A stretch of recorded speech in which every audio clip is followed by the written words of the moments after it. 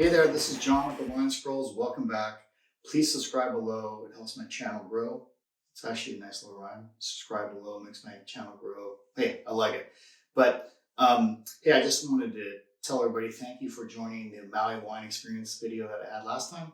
And that was a bittersweet video because right after that video was done, then I came back to California, and about 3 days later, the Maui fires hit Lahaina, Maui in general.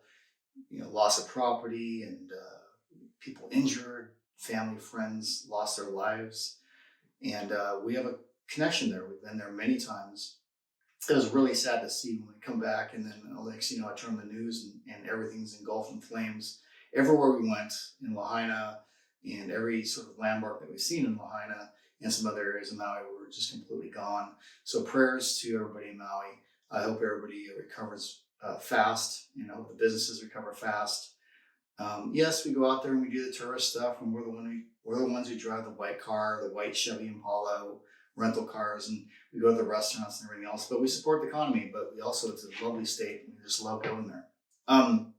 So one thing I'm going to do in this podcast is for every new subscriber I get, I'm going to give $5 to the Maui fire victims, and up to $500. So if I get 100 new subscribers, then I'll give $500 donation to the Maui fire victims, and we'll go from there. So spread the word, subscribe below, prayers to everybody in Maui, and let's get started. So hey, today we're going to do some fun stuff. We're going to talk about what is a winegasm, and we're going to also talk about a 2017 Cabernet Sauvignon 10 clones from Charles Krug. Okay, what is a winegasm? A winegasm, when you look on the internet, there's a variety of different things that you'll see, but one of them is a restaurant in New York City, which looks like they pair food and wine and make a really good experience for you, which someday I'd love to try. It's also a women's group that get together and they form friendships, and they go out to certain events, and I think they go to a lot of wineries too, and that looks like fun. For me, it's a simple noun. And I had to really think about this as I wrote this down, but for me, a winegasm is a 750 milliliter bottle of wine. So that's a typical bottle, purchased for $100 or more. When tasted, it produces flavorful thrills on your palate and your fork chills down your spine, feeling of an ample proportion of a sexual orgasm. I know, a little bit to take in there, but and is it risque, John? Hey, where are you going with this podcast? Are you going the sexual route? No. This is something that with friends and other things we've always discussed is when you take out $100 bottle or $100 more bottle of wine and you serve it, you expect good quality for that bottle. Don't care if it's the last 4 vines on earth and that's the last bottle and they make it for $100. I expect good quality. And as prices go up, quality starts to taper off, meaning that there's a big jump of quality from a $10 bottle to a $50 bottle, a $50 bottle, let's say, to a $90 bottle. And then when you start going above 100 and so forth, the quality sort of slightly increases. And then next you know, you're spending hundreds of dollars for a bottle. But the bottom line is anything over $100 should be pretty damn good. Right? And that's sort of my opinion. How the Charles Krug 2017 10 clones relates to that is that this bottle was $135. First thing about Charles Krug, world-class facility in Napa, probably the best wines in Napa, some of the best wines in the world as far as I'm concerned. Some of them I've tasted. Professional staff, beautiful facility.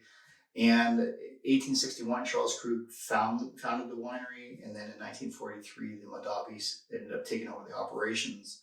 And of course, you go to different Napa wineries, and they say, "Hey, we're the oldest. My great grandfather found this place in 1811, and blah blah blah, whatever." Don't care. It's old. It's good. And when you get there, they take care of you. Get a reservation. They take care of you. Of course, they have really good food there too, and they want you to buy their wine. Now, their wine's not cheap. You'll see some Sauvignon Blancs, let's say for I think around $30 range, and then you'll start going way up. Cabernet Sauvignons. I get 3 bottles every quarter, and these are around $130 to $140 each. So when I drink these, I expect perfection. So the Cabernet Sauvignon from Charles Krug, 2017, 10 clones. I poured this around 15, 20 minutes ago. Let it aerate a little bit. It is considered a little bit young. They, as I mentioned, they said this could probably go 15 years plus, and you're going to pay for that longevity. So you have the demand, you have the label, you have longevity, and the price, $135. A little high. I don't like spending $135 on one bottle, but on occasion I will, and I'll let those age for a while. These are special wines, and so let's give this a shot and see if this is Winegasm worthy. So again, very simple rules. Take a piece of paper or white cloth. Look up, it's beautiful ruby red, obviously well made, and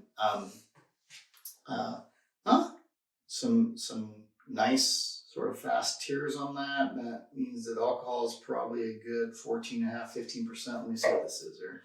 This is a 15%, 15.1%. So this has a kick, which is good. And let's give it a smell here. Now, of course, Cabernet Sauvignon, the most widely probably recognized grape in the world, planted everywhere.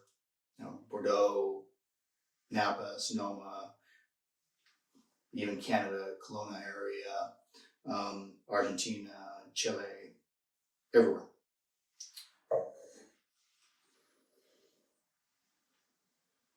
Wow. So you're going to get the black fruit, you're going to get the black cherry, blackberry, some oak, and a little bit of cocoa flavor on that.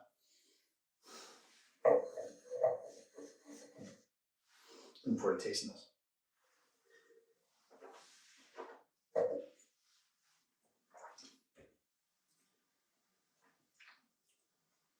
Wow. So that has a very nice earthy taste. I'm not really into earthy tastes, like sort of a soil and sort of minerality, but that has a little bit of it, and I like it. It's really, really good. Goes well.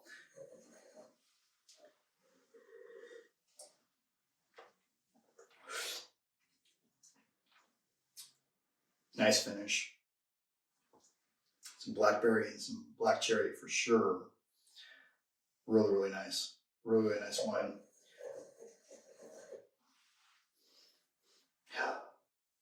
Wow. I better drink the rest of this today. I don't want this to go to waste. Is it Winegasm worthy? I got to think about that for a second. Did it floor me? At first it did. It's calmed down a little bit. I would say that I think it is. I think it is. This is something that I'm actually looking forward to drinking the rest of this and pouring another glass right now. It's not quite after lunch, but I think I'm ready to go ahead and call a couple friends and we can sit down and finish this. So, $135, a little pricey, but you know what? This is damn good. They did a really good job. Really well balanced. Really nice tannins.